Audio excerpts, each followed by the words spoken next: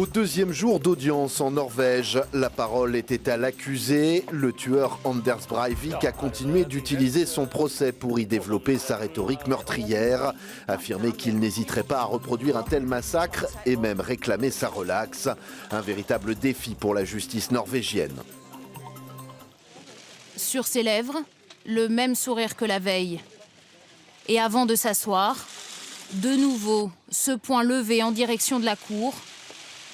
Un salut qui représente selon lui l'honneur et le défi face aux tyrans marxistes.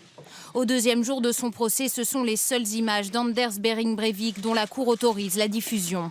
Ces prises de parole seront bien filmées, mais les images ne seront pas diffusées.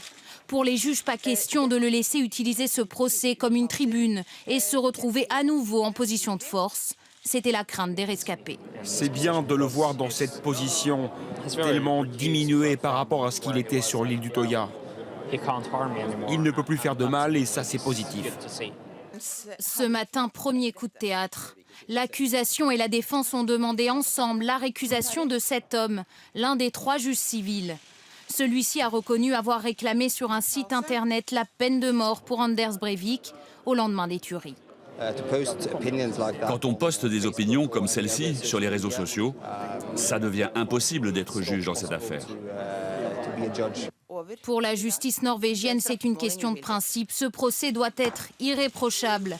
La Cour veut pouvoir juger ce tueur hors norme, comme n'importe quel autre meurtrier, dans le plus strict respect des règles. En Syrie, la mission s'annonce très compliquée pour les observateurs internationaux. Ces 6 casques bleus non armés sont arrivés dimanche dans le pays. Ils devraient être prochainement rejoints par une vingtaine d'autres. Leur mission s'annonce, de l'aveu même de l'ONU, comme l'une des plus difficiles que les Nations Unies aient eu à mener. Sur le terrain, si les violences ont baissé depuis l'entrée en vigueur du cessez-le-feu, hier mardi, les bombardements de l'armée ont encore fait 5 victimes et des dizaines de blessés. Retour en France avec la mise en examen et l'incarcération du principal suspect dans cette série de meurtres perpétrés en banlieue parisienne. L'homme de 33 ans était déjà connu des services de police qui le présentent comme un individu complexe et fragile au passé chaotique. Yoni Palmier a été mis en examen hier soir pour 3 assassinats et a passé sa première nuit en prison. Paradoxe de sa personnalité, il n'a pas avoué les faits, mais a collaboré à l'enquête, indiquant même aux policiers où il cachait des armes. Des aveux sans les faire, preuve selon son avocat de la complexité de l'individu. Complexe, ça veut dire effectivement quelqu'un qui a du mal à répondre, par exemple, simplement à des questions. C'est pas forcément parce qu'il ne veut pas donner la réponse, c'est qu'il fonctionne comme ça. Au cours des perquisitions, ce sont pourtant sur 16 indications que 2 revolvers calibre 7,65 ont été retrouvés. Yoni Palmier était depuis longtemps passionné d'armes à feu et il voulait fréquenter un club de tir, mais son adhésion a été refusée. Le mois dernier, il s'était présenté dans une armerie de l'Essonne. Il voulait savoir comment ça fonctionnait, il voulait savoir ce qu'on pouvait acheter, il posait plein de questions, quoi. Yoni Palmier est aussi connu pour son agressivité et sa violence. En avril 2010, un voisin de ses parents, mal garé, a été menacé, son véhicule dégradé par le garçon. Oh, il m'a dit que... des choses, moi, je peux pas reprendre les termes. Mais enfin, c'était quand même des menaces de mort. Toi, je vais te tuer.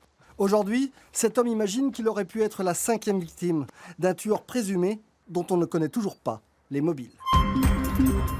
Voici à présent un des rares reportages en provenance du Nord Mali, récemment tombé sous la coupe des rebelles Touaregs et des combattants islamistes. Ces derniers ont pris le contrôle de Tombouctou, la perle du désert, qu'ils tentent de convertir à leur cause. Lui, il a échappé belle. Quand il a vu une mine posée sur le sable aux abords de la ville, il a cru que c'était un jouet. L'explosion lui a arraché la main et la jambe droite. À son chevet, l'un des nouveaux maîtres de la ville, un islamiste d'Ansardi. Devant la caméra, il annonce que son organisation prendra en charge le coût des soins et les frais d'hospitalisation du jeune garçon. Au nord du Mali, comme en Afghanistan, au Liban ou dans la bande de Gaza, pour gagner le cœur des pauvres gens, les intégristes font du social. À l'hôpital de Tombouctou, on manque de tout, de médicaments, de sang et surtout de personnel. À la veille de l'arrivée de la rébellion, l'armée malienne a pris ses jambes à son cou. Les 9/10 des habitants n'ont pas tardé à faire de même. Ceux qui restent aujourd'hui sont coupés du monde et craignent pour leur survie. La situation est très catastrophique à Tombouctou en ce qui concerne l'aliment. Aujourd'hui, si la situation reste comme ça pendant 2 semaines, Tombouctou, il y aura une catastrophe alimentaire à Tombouctou. Sur le marché, les commerçants attendent en vain les camions de livraison qui d'habitude venaient de Bamako, la capitale à 1000 km plus au sud, ou bien de l'Algérie au nord. Chaque jour, les prix atteignent de nouveaux records. Depuis l'arrivée des combattants d'Al-Qaïda et des autres, nous n'avons plus ni administration, ni banque, ni aide humanitaire. Plus rien. On nous a abandonnés. Dans les mosquées, les prédicateurs d'Ansardine ont pris la place des imams jugés trop laxistes. Nous sommes là pour vous rappeler les commandements du prophète, dit en substance celui-ci, pour faire respecter les règles. Si quelqu'un veut s'attaquer à la vérité, il nous trouvera sur son chemin. Le message est on ne peut plus clair et personne n'osera contredire ceux qui se présentent comme le bras armé de Dieu. On termine avec ces images d'éruptions solaires tournées par la NASA. Des tempêtes solaires qui ont pour effet de bombarder la Terre de particules électromagnétiques. Elles peuvent perturber les communications satellites, les GPS et même les réseaux de distribution électrique.